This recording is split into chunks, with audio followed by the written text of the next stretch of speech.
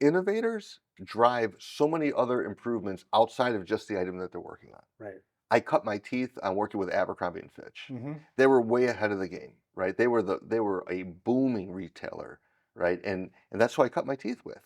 And looking at how demanding they were and how obsessive around the customer's experience and things. And I learned so much that I could not just about the services, but in the obsessiveness Hmm. around the customer experience and how we had to design our service to ensure we were meeting that. Hmm. It's remarkable how I learned how to handle people based on working with Yeah, a interesting. such a demanding client. With that custom home builder, it there's general tools that a painting company needs, and we had to start buying different tools. Hmm. Right? We instead of using normal wood patch, right? We were having to patch the wood like it was a car.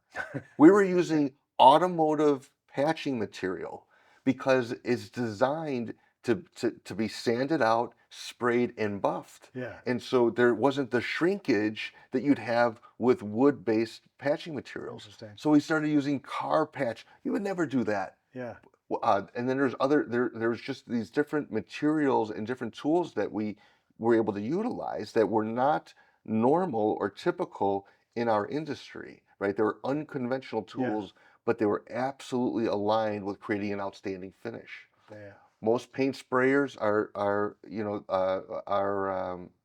high pressure, fast. You move a lot of material. We painted them like we were painting furniture. That's amazing. By painting the trim that we used, finishes, instead of using standard paints, there's latex paints, oil-based paints, we were using lacquers Hmm. like we were painting Wow. furniture, right?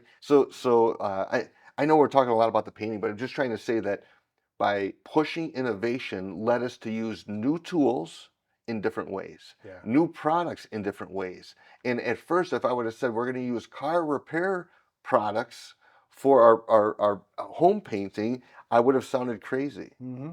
But they were absolutely the right products to use. For sure.